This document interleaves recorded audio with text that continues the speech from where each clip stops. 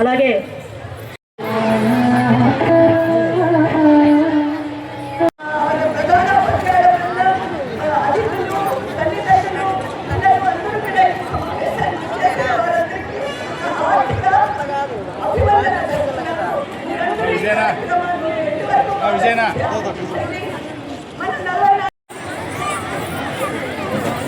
మరియు డిఓ గారికి, అదేవిధంగా అనంత బాలోత్సవం అధ్యక్షురాలైనటువంటి షమీన్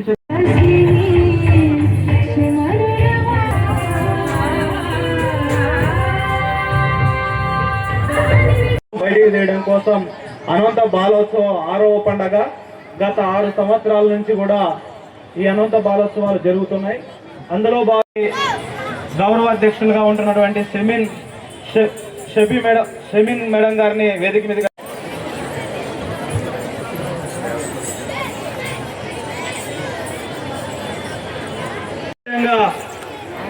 ఈరోజు ఈ అనంత బాలోత్సవం ఇక్కడ నిర్వహించుకోవడానికి పిల్లలందరూ కూడా ఇక్కడ రావడానికి ప్రొసీడింగ్స్ ఇస్తూ అనంతపురంలో పాటు రాష్ట్ర వ్యాప్తంగా నిర్వహించుకోవడానికి దానికి కావాల్సినటువంటి అనేక సహకారాలు, సలహాలు, సూచనలు ఇస్తూ విజయవాడ కేంద్రం నుంచి అనంత బాలోత్సవం సంబంధించి ఎంబీవీకే కార్యదర్శి మురళీకృష్ణ గారిని కూడా వేదిక మీదకి రావాల్సిందిగా కోరుతా ఉన్నాం.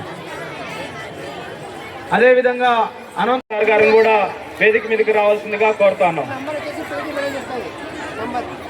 అదేవిధంగా రమికాంత్ రమణ సార్ గారిని కూడా వేదిక మీదకి ఎవరైతే ముఖ్య అతిథులు ఉంటారో వాళ్ళందరూ కూడా సమయం, ఎండ ఇవన్నీ దృష్టిలో పెట్టుకొని త్వరగా వేదిక మీద రావాల్సిందిగా కోరుతాను. అదేవిధంగా ఆల్ ఇండియా రేడియో రమణారెడ్డి గారు కూడా వేదిక మీదకి రావాల్సిందిగా కోరుతున్నాం. అదేవిధంగా జూటూరు షరీఫ్ గారు కూడా వేదిక మీదకి రావాల్సింది. దేవేంద్రమ్మ మేడం గారు, అదేవిధంగా కోటేశ్వరప్ప సార్ గారు, లింగమయ్య సార్ గారు, అదేవిధంగా ఈశ్వరయ్య సార్ గారు, గోవిందరాజుల గారు, తర్వాత ఎస్కేయు నానీల నాగేంద్ర గారు వేదిక. మన బాలోత్సవము ఎప్పుడు ఎంత ఘనంగా మనం జరుపుకుంటున్నాం. ఈ సంవత్సరం కూడా మేము అదే అభిప్రాయంతో జరపాలనుకుంటున్నాం. ఎందుకంటే ప్రతి పండుగ కూడా బాణిజ్య మేడం గారు స్టేజ్ వెనక రావాలి. పండుగ అనేది మన జిల్లా అంతటికి సంబంధించిన పండుగగా మేము సెలబ్రేట్ చేసుకుంటున్నాం. దీనివల్లనే తెలుస్తా ఉంది మీకు ఉన్న టాలెంట్లను ఇక్కడ ప్రదర్శించాలనే ఆతృతతో పిల్లలందరూ ఉంటారు. సో మీకు మేము ఎక్కువ టైం తీసుకోము, మా పద్ధతి మీకు తెలుసు. ఇమీడియట్ ఇలాంటి ఎక్స్ట్రా కరికులర్ స్కిల్స్ కానీ టాలెంట్స్ కానీ మనం అందరం కూడా ఇంప్రూవ్ చేసుకోవాలి for holistic development of our mind and body. So ఇలాంటి కార్యక్రమానికి మీరు అందరూ వచ్చేసారు, పార్టిసిపేట్ చేయాలనుకుంటున్నారు. So whether you win or lose it doesn't matter, participation is something which matters more. So దాన్ని దృష్టిలో పెట్టుకొని మీరు అందరూ పార్టిసిపేట్ చేస్తున్నారు. మనలో అందరిలో కూడా ఏదో టాలెంట్ ఉంటుందండి, పొటెన్షియల్ ఉంటుంది, దాన్ని మీరు బయటికి తీసుకొని రావాలి. ఇలాంటి ప్లాట్ఫామ్స్లో మీకు కాంపిటీషన్ ఎలా ఉంటుందో మీకు అర్థమవుతుంది. సో కాంపిటేటివ్ స్పిరిట్ మీకు డెవలప్ అవుతుంది. సో ఇలాంటి కార్యక్రమానికి రావడం, ఇలా చేయడం, నన్ను పిలవడం అన్నది I feel privilege to be part of this programme. So నాకు ఈ అవకాశం ఇచ్చిన అందరికీ కూడా ధన్యవాదాలు. Thank you.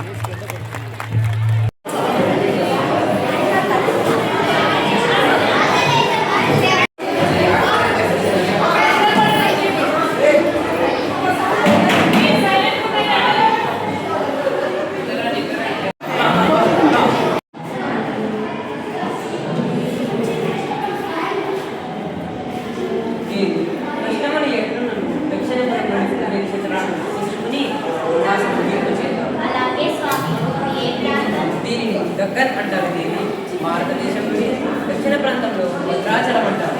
అన్న ఈ ప్రాంతం చాలా అందంగా ఉందన్న.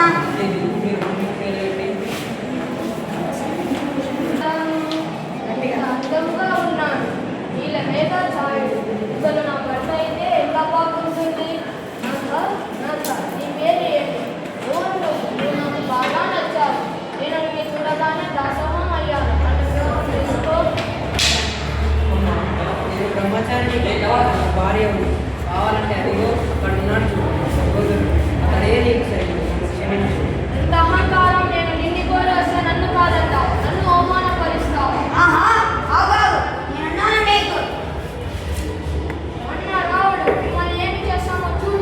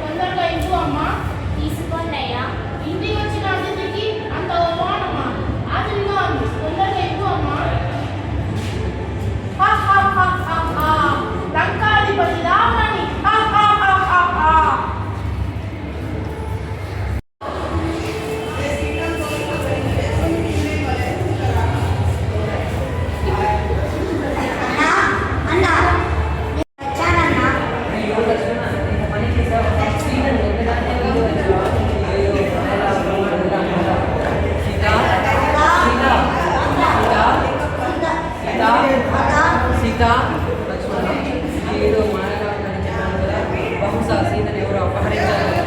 అన్నా మీరేమైనా బాధపడవద్దు. అపహరించేవాడు మూడు లోకాలు ఎక్కడ నేను సంపాదిస్తానన్నా.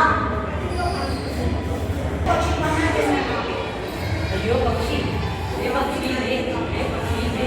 రామ నన్ను క్షమించు. నేను చాలా ప్రయత్నించాను, కానీ మాతను కాపాడలేకపోయాను. నన్ను క్షమించు రామ, నన్ను క్షమించు. పక్షి, నీకు చాలా ధన్యవాదాలు. నీ ప్రయత్నం ఎంతో గొప్ప. నీ జ్ఞానానికి గుర్తుగా ఈ ప్రాంతానికి లేపాక్షిగా ప్రసిద్ధి చెందింది. ధన్యవాదాలు రామ.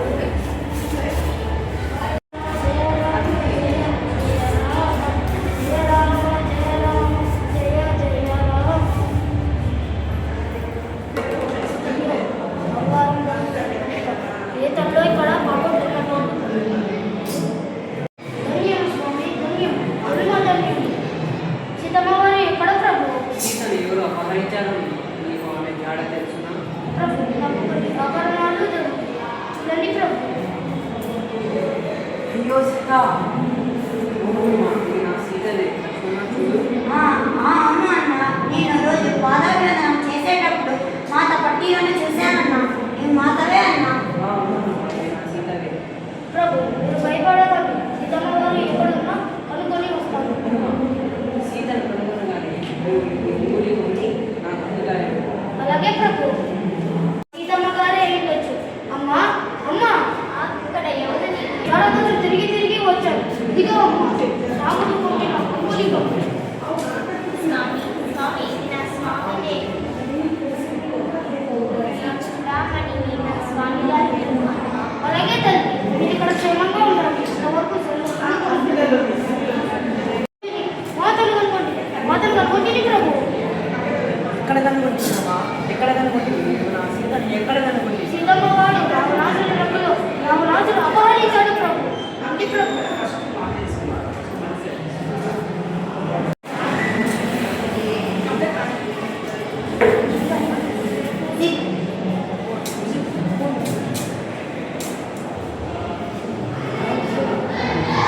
ఆహా, సీతా సమేత శ్రీరామ లక్ష్మణ శ్రీ హనుమ. ఈ దృశ్యం ఎంతో అదృష్టమైన దృశ్యం. ఈ దృశ్యం కోసం ఎన్నో సంవత్సరాలు వేచి ఉన్నాను. ఇక రామరాజ్యం మొదలైన మా కష్టాలకు వీడ్కోలు చెప్పి మమ్మల్ని సరైన మార్గంలో నడిపించి నీతి న్యాయం ధర్మాలతో ఈ సమస్త జనాలను పరిపాలించండి.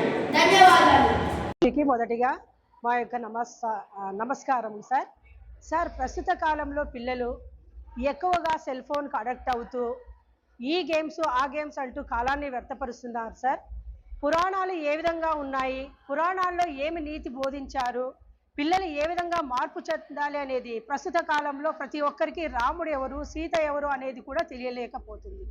మేము మా సెంట్ ఆన్ స్కూల్ తరపున నుండి ఈ లఘు నాటికను ఎందుకు ఎంచుకున్నామంటే, ఆ కాలంలో శ్రీరామచంద్రుడు ఏ విధంగా సత్యంతోనే జీవిస్తూ సత్యంతోనే తను యుద్ధాన్ని చేసి ఒకటే మాట ఒకటే బాణం అంటూ జీవిస్తూ ఉన్నాడు. సీతమ్మ తల్లిని ఆ అడవికి పంపించి కూడా తను నీతిమంతుడుగానే ఉన్నాడు. దీనినే మేము కథారూపంలో లఘు నాటికలో రాముడిని, సీతను, మరి లక్ష్మణుడు ఏ విధంగా ఒక వదినని తల్లిగా చూస్తూ తనని చూసి తన కాళ్ళే మాత్రం చూశాడు, కానీ తన మొహము చూడకుండా ఏ విధంగా రక్షించుకున్నాడో ఈ లఘు నాటిక ద్వారా మేము చూపించాము సార్.